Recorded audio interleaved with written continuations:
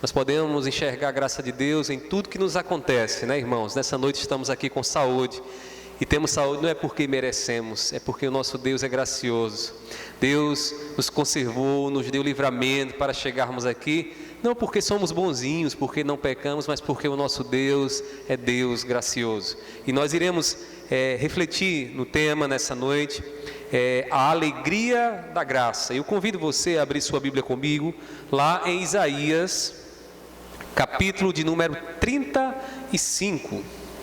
Livro do profeta Isaías, capítulo de número 35. À medida que você encontrar, fique de pé. É um capítulo bem pequeno, eu irei expor todo esse capítulo. Espero ser breve na minha exposição e vocês possam acompanhar nas suas Bíblias. Isaías, capítulo 35. Todo o capítulo. Diz assim a palavra do Senhor, irmãos: o deserto e a terra seca se alegrarão, o ermo exultará e florescerá como o narciso. Ele se cobrirá de flores, dará gritos de alegria e exultará. Receberá a glória do Líbano, o esplendor do Carmelo e de Saron. Eles verão a glória do Senhor, o esplendor do nosso Deus.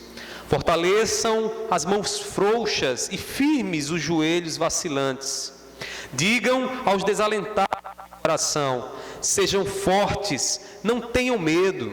Eis aí está o Deus de vocês. A vingança vem, a retribuição de Deus.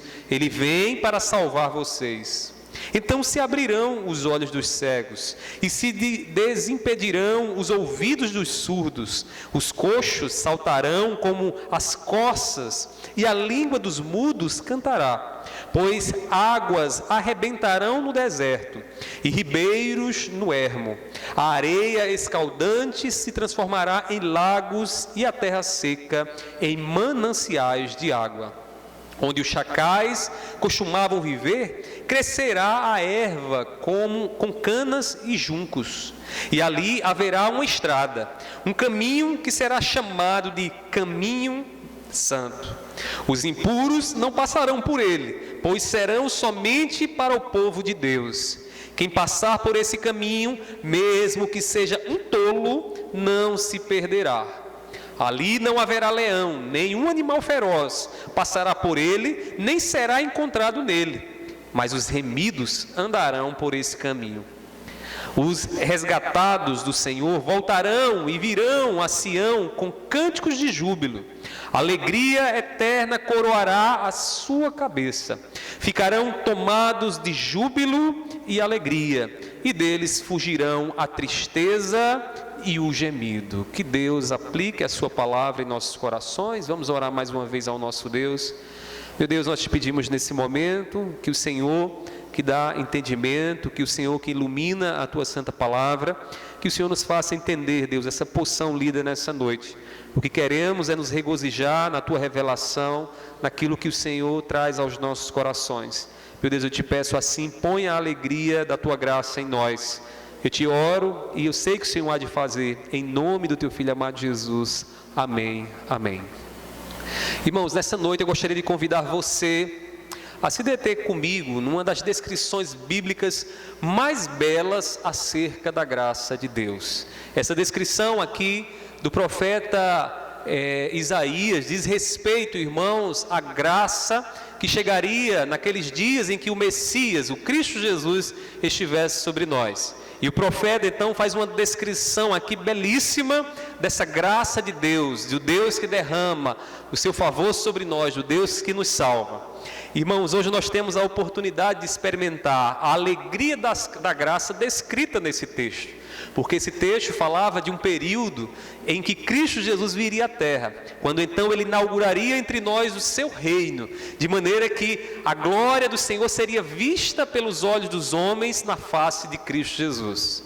A alegria cristã, que é a nossa alegria, ela é diferente do mundo. Ela não consiste, irmãos, no que nós temos ou naquilo que nós podemos ter materialmente.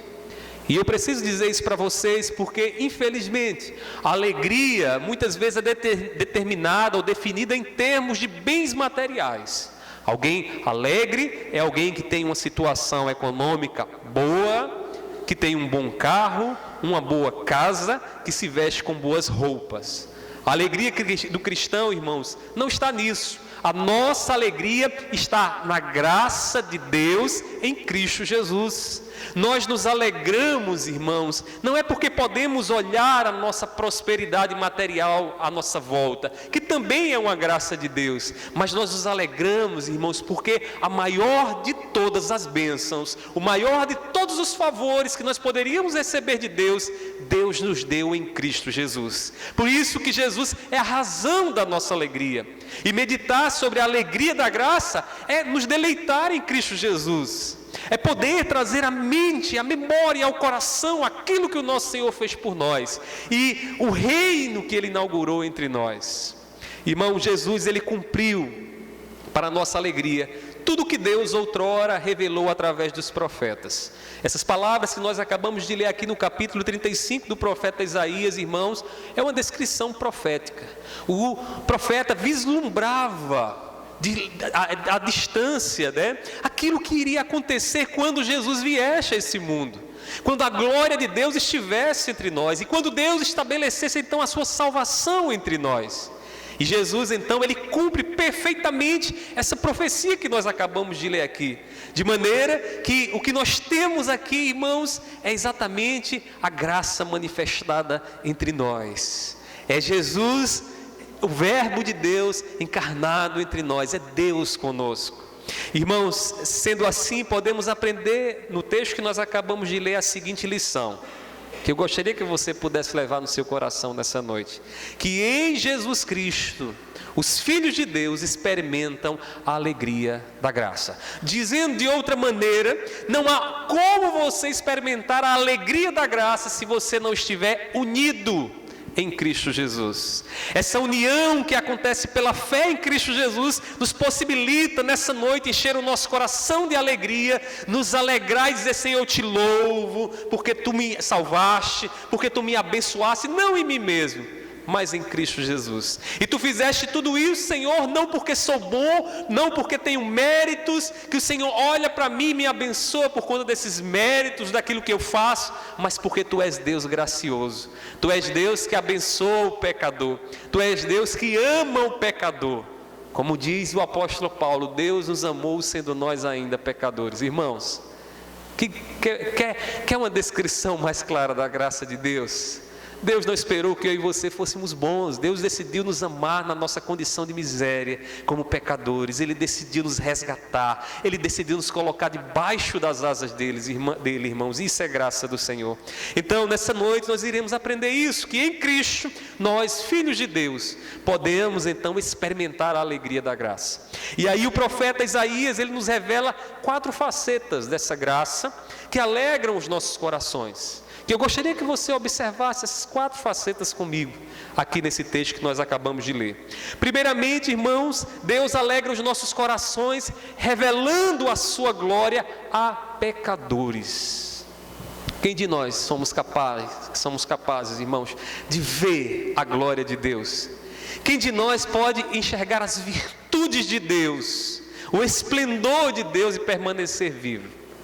Irmãos, nós não merecíamos, nós não temos condições, né? Nós somos pecadores, a nossa alma está corrompida, o nosso coração está inclinado para distante de Deus. Deus quer ir para a direita, nós queremos ir para a esquerda. Deus está em santidade, o nosso coração quer ir para o pecado. Deus nos chama a viver para Ele, nós queremos viver para nós mesmos. O nosso coração está nessa oposição constante em relação a Deus, irmãos. Mas esse Deus, vendo essa nossa condição, mesmo assim, revela para nós a sua glória. O profeta Isaías, ele faz um contraste entre a situação do mundo em pecado e a manifestação da glória de Deus. O mundo em pecado é como uma terra seca, árida, um deserto. Veja o que diz o versículo 1. Ele diz assim, olha: o deserto e a terra seca se alegrarão. Observe aqui. Terra seca se alegrar? Deserto se alegrar? Quem é esse deserto que o profeta está falando aqui? Quem é esse terreno árido Irmãos, quem é essa terra seca que o profeta está falando aqui? O profeta está falando, irmãos, da condição de todos nós sem Deus. Somos secos, terra seca é terra sem vida. O nosso coração não tem vida enquanto Deus e o seu Espírito não domina a nossa vida. E aí ele diz o seguinte: o terreno seco, né, o deserto se alegrará. Ou seja, alegrar, mas se alegrar por quê?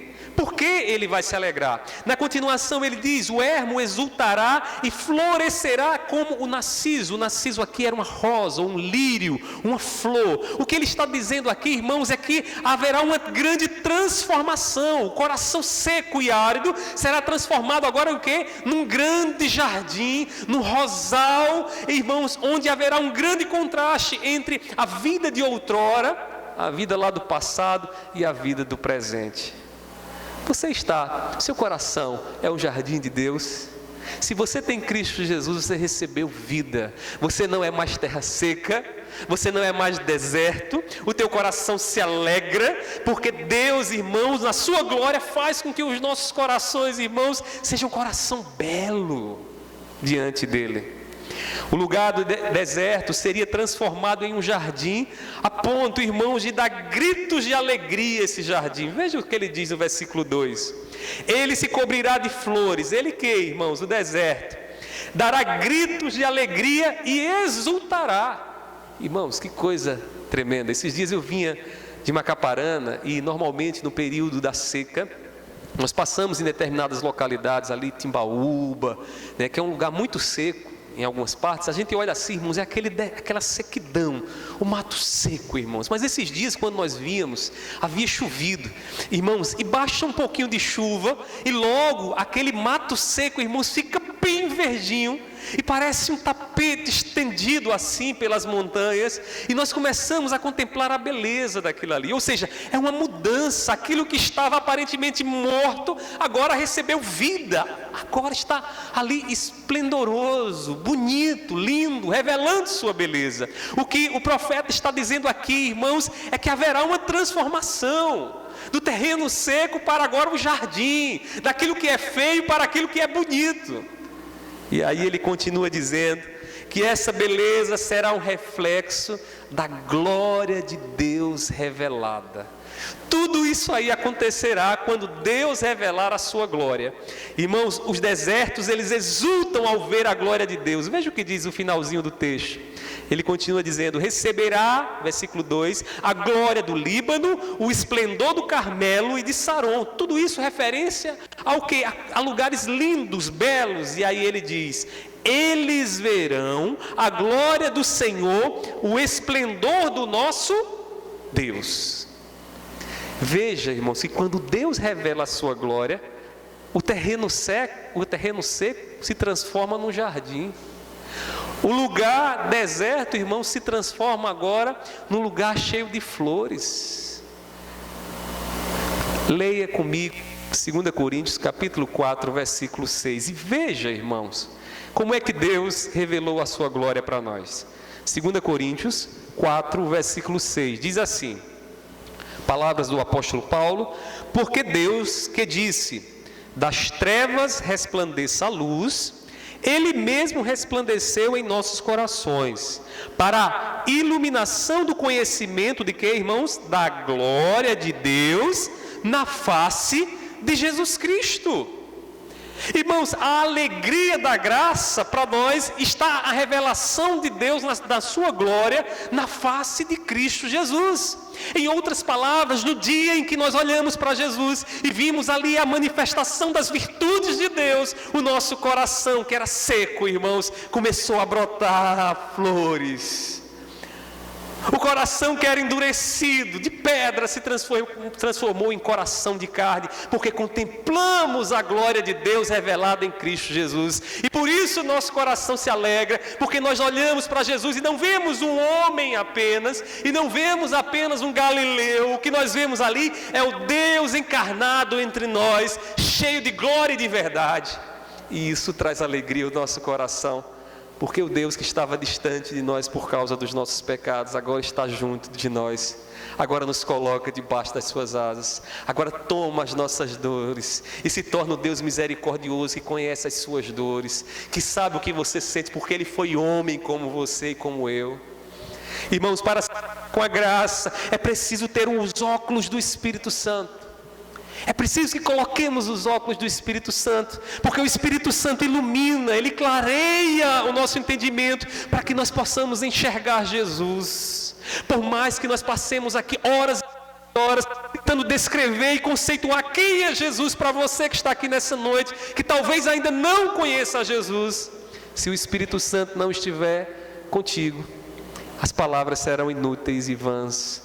Você escutará palavras e mais palavras e não conseguirá contemplar a glória de Deus na face de Cristo Jesus.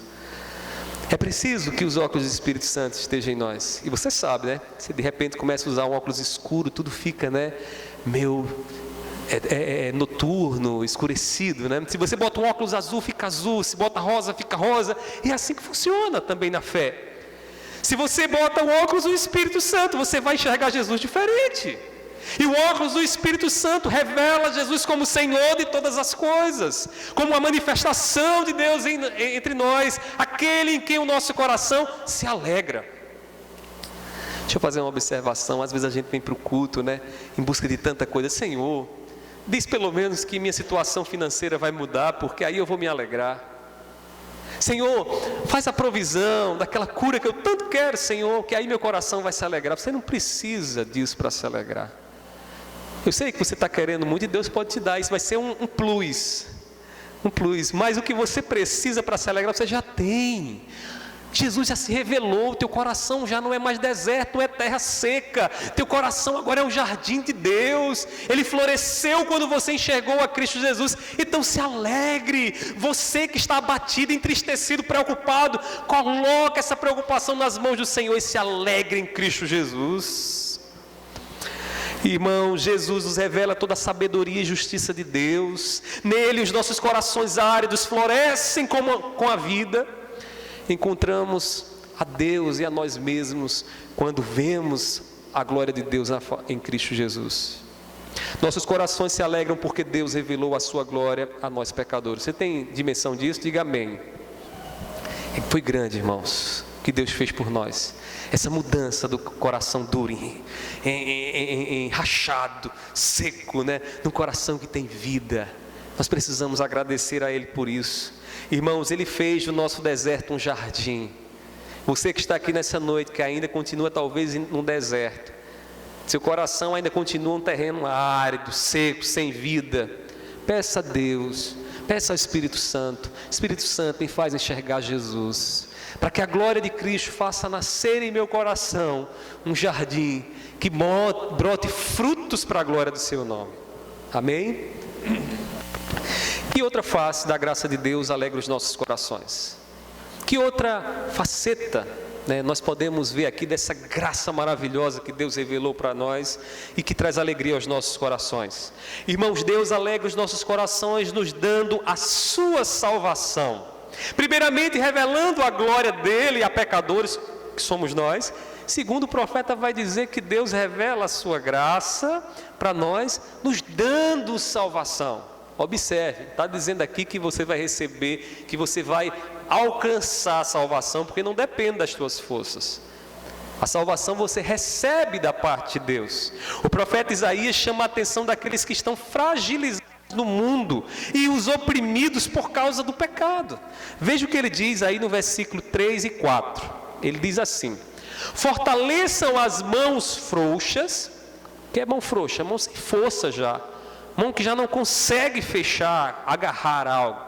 E firme os joelhos vacilantes. Que são joelhos vacilantes? Sabe aqueles joelhos dos velhinhos?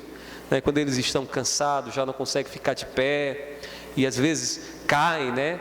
Ou seja, é um joelho vacilante, é um joelho que já não tem a força. E o profeta continua dizendo: digam aos desalentados de coração, ou seja, aos entristecidos, aos que estão amedrontados, sejam fortes, não tenham medo. Veja só quem são esses. Esses são os que vivem na condição do mundo. Esses são os que vivem distantes de Deus. Eles são aqui pessoas que têm mãos frouxas. Eles são vacilantes, eles não conseguem se colocar de pé, vivem apavorados, com medo da morte, com medo do que será no dia da passagem, quando ele for para o outro lado se encontrar com o seu Deus. E aí o profeta está dizendo: digam a eles, sejam fortes, não tenham medo. Alguém poderia perguntar ao profeta Isaías: sim, profeta, mas tu está dizendo que a gente não deve ter medo, mas não deve ter medo por quê? Por que eu não devo ter medo do mundo cheio de violência? Por que eu não devo ter medo se para mim é um grande mistério que virá depois da morte? Como eu não devo ter medo?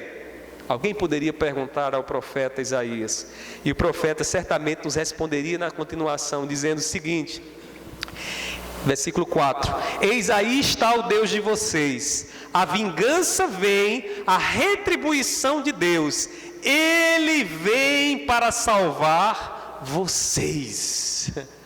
O que é isso, irmãos, senão uma descrição do que aconteceu em Cristo Jesus? Jesus vem para salvar a nós, aqueles que creem nele. E isso é o que? Graça de Deus. Os de mão vacilantes, ou melhor, de joelhos vacilantes, e os de mão frouxa, agora, irmãos, alcançariam força em Cristo Jesus. Irmão, Jesus, ele veio para quebrar as cadeias do mal que nos cercam. O profeta vislumbra a aparição de Jesus. Como ele diz aí, ele vem para salvar vocês. Jesus, ele veio para nos salvar e nos libertar do pavor do mundo hostil. Veja o que diz João capítulo 8, versículo 38. Abra sua Bíblia, João 8, 32, desculpa. João 8, 32. Diz assim o Evangelho do Senhor, lá no finalzinho do versículo, diz assim: conhecerão a verdade, e a verdade os libertará. Conhecerão aquele que diz: eu sou a verdade. Quem é a verdade? Cristo Jesus. E quem conhece a Cristo Jesus, recebe de Deus a graça da salvação. Graça essa que traz alegria aos nossos corações, irmãos. Jesus veio para salvar aquele que crê, pois o que não crê já está condenado, já está numa situação de condenação. Deixa eu lhe dizer de forma mais clara: se você crê em Jesus, confia em Jesus, e essa confiança que você tem em Jesus se expressa em obediência a Ele, você está salvo em Cristo Jesus. Mas se tu escutas de Jesus, sabe quem é Jesus na letra, mas o teu coração não obedece a Jesus, não confia em Jesus, tu já está debaixo de condenação. Jesus não veio para condenar, Ele veio para salvar. Mas você precisa olhar para Ele e entender a salvação de Deus, e pegar essa salvação e tomar para si essa salvação. Irmãos, lá em João capítulo 3, versículo 18, Jesus diz assim: quem nele crê não é condenado, mas o que não crê já está condenado, porque não crê no nome do unigênito Filho de Deus. Era esse que Isaías estava falando. Era essa a salvação que Isaías estava falando aqui no versículo de número 4, quando diz: a vingança vem, a retribuição de Deus, Ele vem para salvar vocês. Irmãos, Deus contempla as prisões do pecado que nos cercam. Deus sabe cada nó que o pecado tem dado na nossa vida. Alguns desses nós achamos, aquele nó cego, sabe aquele nó cego, difícil de desatar, que você diz, não tem jeito de tirar ele, não tem jeito de desfazer ele. Deus conhece todos os nós do pecado no seu coração. E a verdade revelada em Cristo Jesus, a salvação de Deus revelada em Cristo Jesus é poderosa para quebrar toda a cadeia. É poderosa para desfazer todos os nós do pecado que existe em nosso coração. Em breve, irmãos, Jesus virá e nos perguntará: por que rejeitaste meu filho? Ou Deus virá e perguntará a nós: por que vocês rejeitaram o meu filho e preferiram viver aprisionados no pecado de vocês? Porque vocês acharam, no juízo equivocado, que o melhor é viver distante de Deus e não viver em obediência a Deus em Cristo Jesus. A graça de Deus, ela nos trouxe salvação, irmãos. Ela é quem quebra as cadeias, é ela quem põe por terra as algemas do pecado em nós. Não temos mais o que temer diante do tribunal de Deus, amém? Isso quer dizer o seguinte, que no dia da sua passagem, no dia que você vai se encontrar com Jesus, você não tem mais o que temer. Sabe por quê? Porque naquele dia o sangue de Jesus te livrará de toda condenação. E você já pode se alegrar aqui agora com essa graça, porque através dessa graça você pode viver agora despreocupado, porque o amor lança fora o medo. O amor de Deus nos deixa agora tranquilos para a travessia que precisamos fazer até Ele. Irmãos, só a graça de Deus nos dará a vida eterna, e essa graça é revelada em Cristo Jesus. Você agora sabe por que a graça de Deus faz transbordar os nossos corações de alegria? Você agora sabe por que o nosso coração tem razões para se alegrar da graça de Deus? Irmãos, dela vem a nossa salvação. É por isso que os nossos irmãos, arminianos, eles vivem angustiados muitas vezes. Sabe por quê? Porque eles acham que eles vão, de alguma forma, numa decisão da parte deles, contribuírem para a própria salvação. E com isso, irmãos, anulam a graça. Como é que eu vou receber a graça se eu sou participante da minha própria salvação? Irmãos, a graça de Deus é Deus unilateralmente agindo em nosso favor. É Deus nos recebendo de mãos vazias. É Deus dizendo: eu te amo, não porque tu podes cantar bem, orar bem, pregar bem, dirigir um culto bem, ou fazer qualquer coisa bem. É porque eu te escolhi desde a eternidade para te fazer meu filho e minha filha. É graça. Eu não consigo compreender isso. Não consigo entender, perscrutar a mente de Deus. Mas eu creio no Deus que se revela e diz que me amou dessa forma, e que deu o seu Filho unigênito para que nós pudéssemos experimentar dessa salvação. Amém, irmãos? Você sabe por que agora a graça faz transbordar os nossos corações de alegria, irmãos? Porque o Evangelho é boa notícia, não é péssima notícia. Irmãos, do Evangelho de Cristo vem a nossa salvação. Mas o profeta Isaías ainda nos mostra outra faceta da graça de Deus, que traz alegria aos nossos corações. E que faceta é essa da graça de Deus que o profeta agora nos revela? Em terceiro lugar, irmãos, o profeta vai nos mostrar aqui que Deus alegra os nossos corações, operando sinais sobrenaturais entre nós. E antes que você diga: pastor, esse papo de sinais sobrenaturais, isso está muito ligado aí a essa teologia da prosperidade, de que Deus tem que fazer coisas sobrenaturais. Nosso Deus, irmãos, eu não creio num Deus que está contido dentro de uma caixa, chamado mente humana, razão humana. Eu acredito num Deus que pode agir como Ele quer, porque Ele é soberano. Deus é soberano, Ele age como Ele quer. Ele age tão como Ele quer, irmãos, que os teólogos da prosperidade se equivocam quando vão decretar o dia da libertação e o dia do milagre, porque eles não são donos de Deus. Deus é que é dono deles, e Deus opera como Ele quer e quando Ele quer.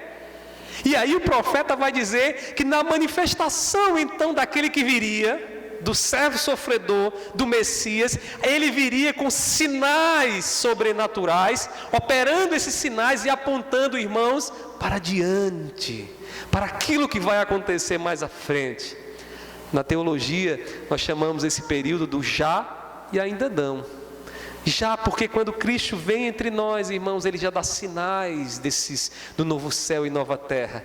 Ele já aponta para diante, mas não é o ainda não. Por quê? Porque nós já ainda estamos esperando a concretização plena daquilo que Ele começou a fazer. Eu vou explicar mais adiante isso a vocês.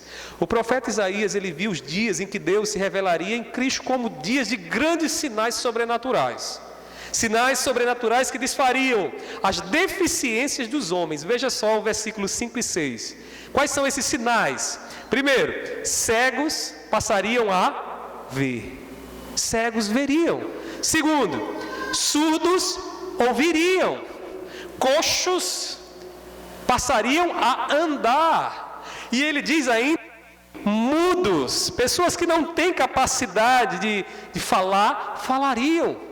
Ou seja, essas deficiências humanas seriam desfeitas por quem? Por aquele que viria, pelo Messias que viria. De maneira que quando Jesus vem entre nós, o que é que os judeus entendem? Olha aí, o Messias, o Cristo, está entre nós, está operando. Ou seja, o Antigo Testamento já dava testemunho de Cristo, do Cristo que viria entre nós. Quem é ciência nos homens? Quem é esse, irmãos, que reverte, capaz de reverter? irmãos, a situação daqueles que estão deficientes. Além disso, os sinais que o profeta viu ocasionariam mudanças na própria natureza. Versículos 6 e 7 diz assim, que as águas brotariam no deserto, rios em ermos, ou seja, terrenos desertos. Imagine lá no sertão aqui, de repente começar a passar um rio lá no meio do sertão, né? E tudo começar a florescer. Como é que isso pode acontecer? Só um milagre, exatamente, só um milagre. E ele está falando aqui de mudanças na natureza, mudanças que ocasionariam ali revoluções ali naquelas situações. Areia em lagos, lugar de areia em lago, terra seca em manancial, em fonte. Jesus, irmãos, ele faz brotar dentro de nós uma fonte para a vida eterna. João capítulo 4, versículo 14, Jesus diz que é o manancial, que é aquele, irmãos, que quem bebe dele jamais terá sede. Ele, irmãos, é a fonte que Deus colocou no meio do deserto. Ele é a fonte que o teu e o meu coração precisa beber, para que nós não permaneçamos mortos, secos, desertos, áridos, em ermos. Quando bebemos da vida de Jesus, irmãos, ganhamos vida da parte de Deus. Isso é graça de Deus sobre nós. Irmão, Jesus faz dos nossos corações um manancial. Manancial. Sabe o que é um manancial? É aquela fontezinha que fica jorrando água, né? Do subsolo. A água fica lá brotando o tempo todo, né?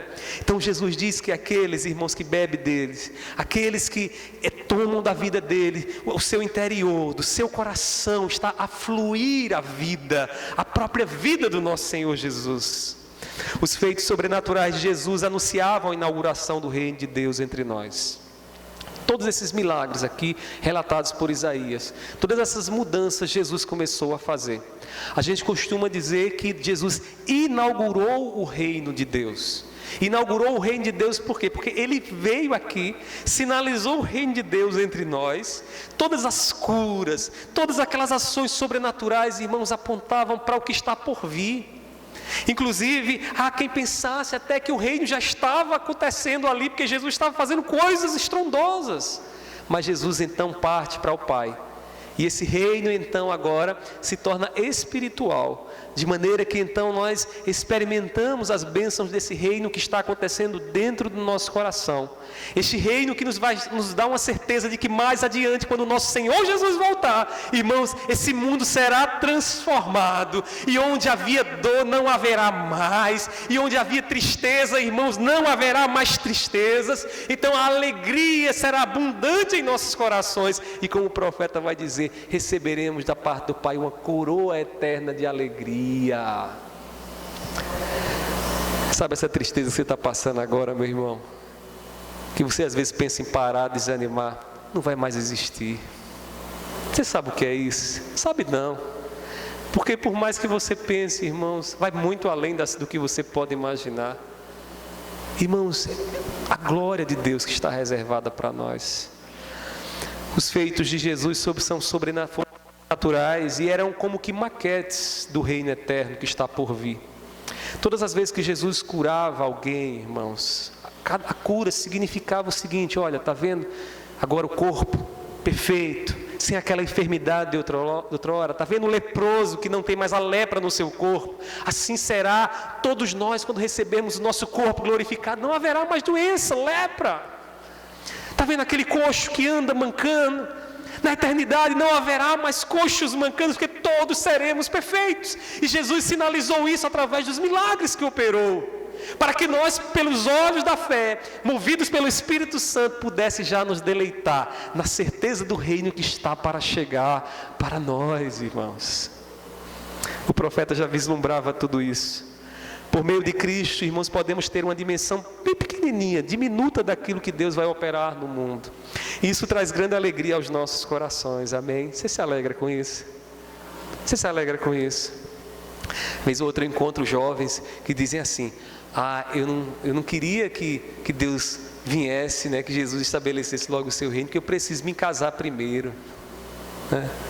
Outros dizem, deixa pelo menos aí eu alcançar os meus títulos, ser um PhD na minha área, né? Ter uma vida boa, ou deixar uma condição confortável aos meus filhos, aí Jesus pode vir. Não tem noção, uma pessoa que pensa assim, pensa como nécio, como tolo, sem conhecimento.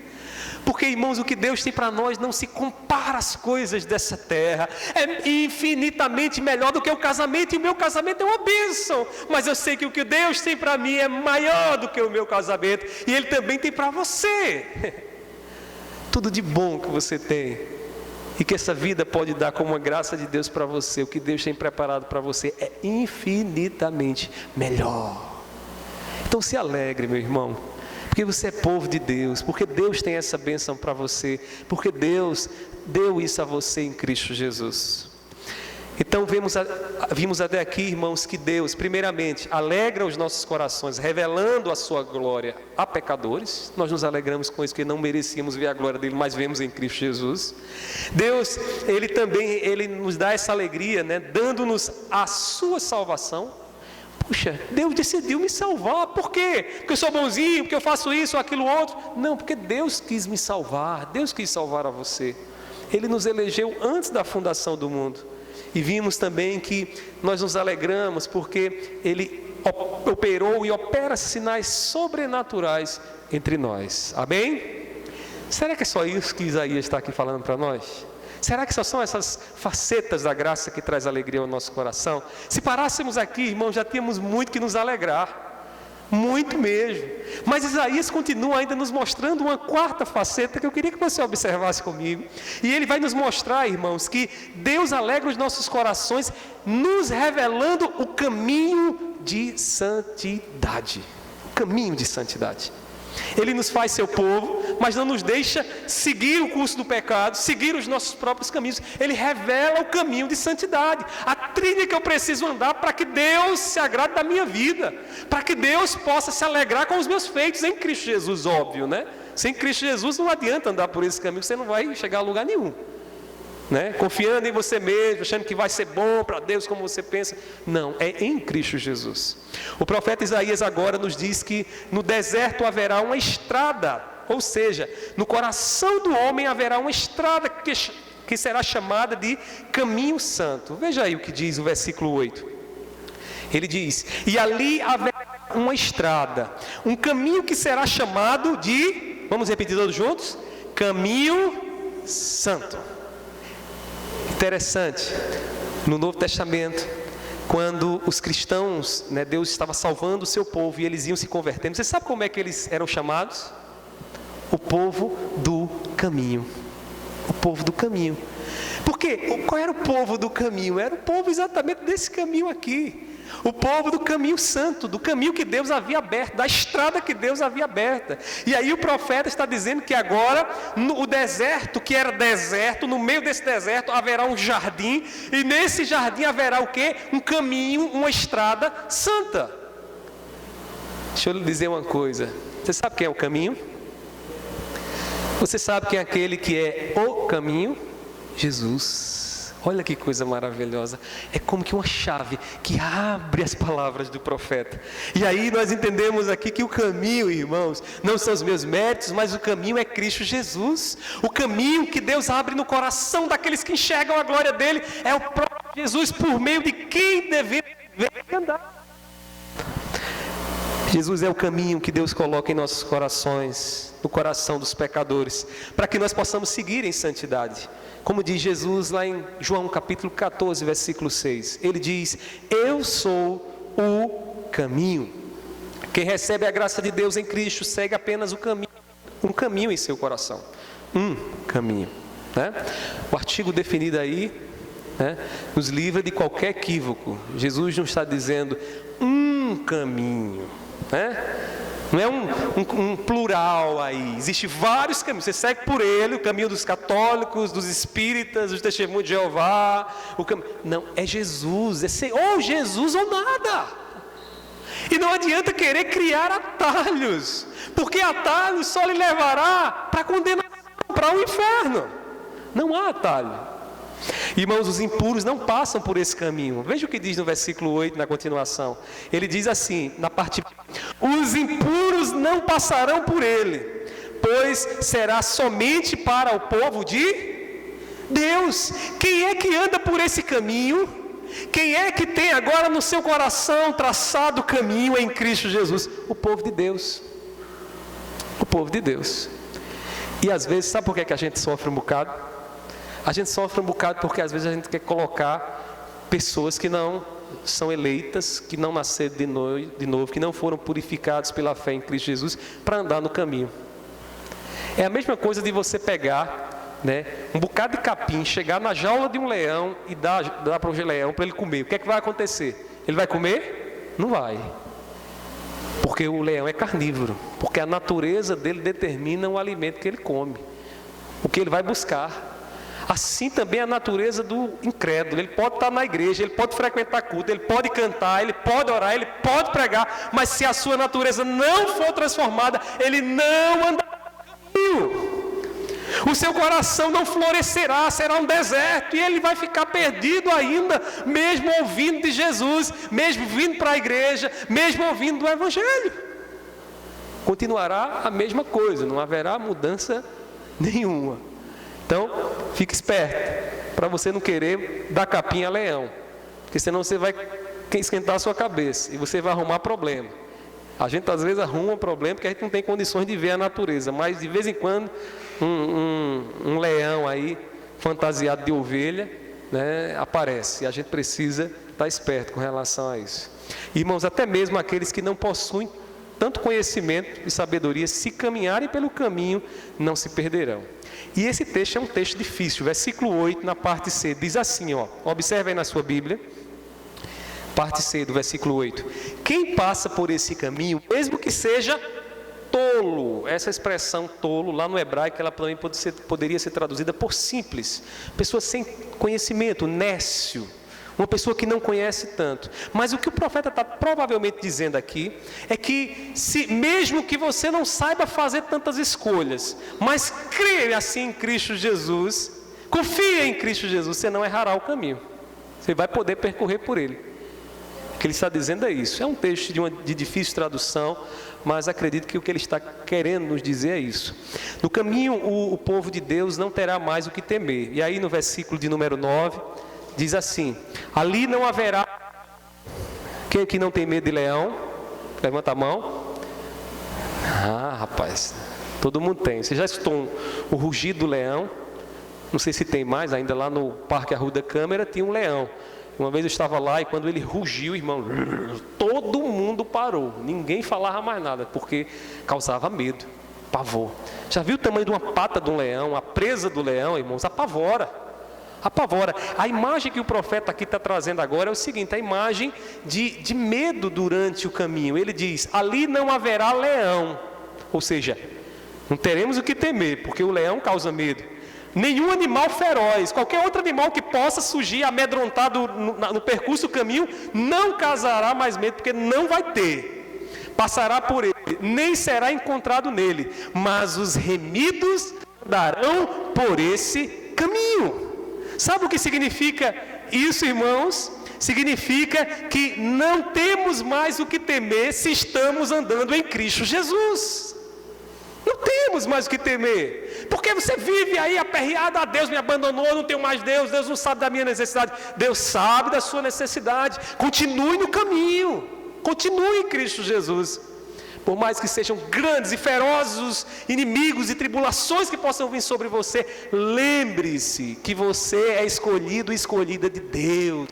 Você está no caminho, e no caminho não há mais leão nem animal feroz. Sabe por quê? Porque Cristo fez, irmãos, os nossos inimigos. Deixa eu te falar só de um inimigo, estou já acabando.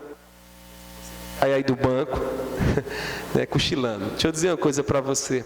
Sabe qual é o maior inimigo das nossas vidas? Satanás. Certo, Satanás também.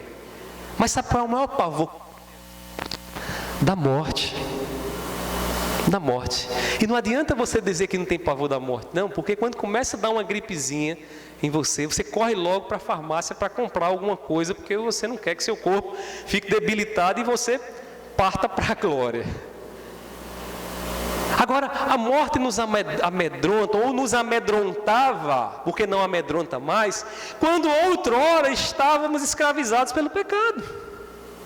Mas sabe o que foi que aconteceu na cruz do Calvário? Cristo rasgou a cédula de acusação que era contra nós. O dossiê, irmãos, que nos condenava, estava Jesus rasgando na cruz do Calvário. Para fazer o quê? Para tirar o leão, para tirar os animais ferozes da nossa caminhada. E nós podemos então chegar diante de Deus na certeza de que não seremos mais rejeitados. E isso é evangelho, isso é graça de Deus sobre nós. O caminho de Deus para nós é único e estreito. Não esqueça disso nessa noite. Não esqueça disso nessa noite. Pastor, mas por que eu não devo esquecer disso? Porque seu coração vai querer atalhar. O seu coração vai querer criar um evangelho como você quer. Onde você alarga os caminhos para que tudo seja fácil para você. Cuidado com o seu coração, porque qualquer atalho, irmãos, é um caminho certo para o inferno. Qualquer atalho é um caminho certo para a perdição. Não há como encurtar a cruz. Esses dias eu vi um meme muito engraçado, né? Um bonequinho lá andando com todo mundo sofrendo, né? Daqui a pouco veio um camarada, eu acho que ele era brasileiro, né? Era um bonequinho, não era gente, era um bonequinho. E ele vem, irmãos, todo tranquilão, com a cruz nas costas, só que aparece só uma parte. E quando ele dá um passozinho na frente, aí o que acontece? A cruz dele está cerrada, né? Ele só está levando a parte da frente da cruz. Então assim, todo mundo sofrendo, uma cruz pesada, mas ele foi mais esperto e cerrou. E aí, no final da caminhada, quando ele tem que fazer uma travessia de um abismo por outro, ele vai perceber que só tem como atravessar o abismo se a cruz estiver inteira, ou seja, se a cruz que você for carregar é a cruz pesada, como foi a cruz de Cristo Jesus. Então essa história de querer serrar, atalhar, não dá certo. O caminho é caminho estreito, e é caminho único, e você precisa saber disso nessa noite, para não querer fazer um evangelho água com açúcar, para viver tranquilo, bonitinho, alegre, glória a Deus, achando que vai para o céu. Repense direitinho. Repense direitinho sua vida. Nossa alegria está em Cristo, que nos revela o caminho para a santidade, o caminho de santidade para Deus. Amém? Jesus diz: ninguém vem ao Pai senão por mim. Não há outro caminho não, meu irmão. Não caia nessa tolice não. Na facilidade do mundo, na facilidade da tua própria natureza, irmãos. Quantas vezes, né, nós não queremos ser... Eu esses dias eu paguei um mico, e eu vou contar para vocês que mico foi esse que eu paguei. Nós estávamos ali na reforma da casa pastoral, e cheguei lá na loja para comprar um material do banheiro, e aí eu quis economizar, ó. Cheguei lá todo contente, promoção de ducha d'água, aquelas duchinhas que tem no banheiro. Aí fui logo lá, comprei logo duas, vou levar essas duas aqui bem baratinha. E aí tinha outras lá de inox, não sei o que mais lá, eu vou levar elas, só que elas, eu não tinha percebido um detalhe, irmãos, elas eram de plástico. Mas o coração da gente quer sempre o caminho mais fácil, sempre ganhar um pouquinho e tarará. E aí eu cheguei em casa contente, bota aí, mandei o pedreiro colocar, o pedreiro colocou, irmãos. Não durou uma semana. Não durou uma semana, prejuízo. Por quê? Porque eu segui o meu coração, achando que o melhor é o mais barato, é o mais fácil. Como o nosso coração age assim, tantas coisas, né, irmãos? Querendo estreitar o caminho, querendo fazer o caminho mais largo, ou melhor, querendo fazer o caminho mais largo, levar a cruz mais maneirinha. Irmãos, diante de tudo o que nós ouvimos nessa noite, nós podemos nos contentar com a alegria passageira desse mundo. O mundo tem ofertado para você, e eu sei disso, porque tem ofertado para mim também. Uma alegria, irmãos, passageira. Uma alegria que a gente come, é como pipoca, você come e não satisfaz, não enche. Sabe aquela hora do almoço que você come um biscoito wafer, você daqui a 15 minutos está com fome de novo, não enche. É uma alegria que não enche, que não satisfaz a alegria que o mundo tem para dar. Irmãos, ela não mata a sede da alma. Sede essa que você e eu sabemos que muito bem que está no nosso coração.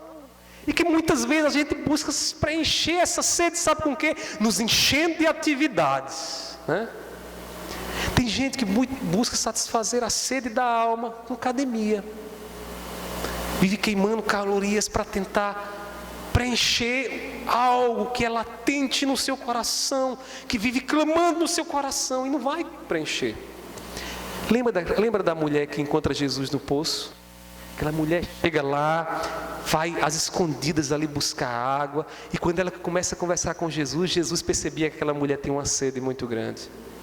E a sede daquela mulher, irmãos, era uma sede de segurança, de proteção, de maneira que quando Jesus começa a conversar com ela, Jesus diz: vai lá, chama teu marido. Jesus já sabia que ela não tinha marido, e todos os que ela tinha passado, irmãos, testemunhava que havia dentro do coração dela uma sede, um vazio, que marido e que homem nenhum poderia preencher, só Deus. Talvez seja a sua condição nessa noite, já está buscando em todo mundo, mas o vazio continua lá. Quando a porta do quarto tranca, só você e Deus é quem sabe do vazio que existe dentro da sua alma. A alegria da graça de Cristo é eterna e satisfaz o nosso coração, irmãos. Satisfaz tudo que o nosso coração deseja. Receba de Deus essa alegria, meu irmão, em seu coração, e a secura do seu coração será saciada, e você vai perceber que onde era terreno seco vai crescer flores, que onde era tudo seco, aquela caatinga, né? Aquele chique-chique lá do sertão, né? Vai crescer, vai criar aquele verdume, aquela coisa linda, aquele tapete no teu coração. Pergunta a você nessa noite, você que está aqui, você já goza a alegria da graça? Não se contente com as migalhas de alegria que o mundo tem te dado. Viva para Jesus e você gozará a alegria eterna e em abundância. Isaías termina dizendo, irmãos, que naqueles dias, e que é os nossos dias, nós receberemos uma coroa eterna de alegria. Você pode ver aí no último versículo, coroa eterna de alegria que nós já temos em Cristo Jesus. Que o nosso coração se alegre, que o nosso coração se satisfaça cada vez mais em Cristo. Amém? Vamos orar mais uma vez, vamos pedir a graça do Senhor sobre nós nesse instante.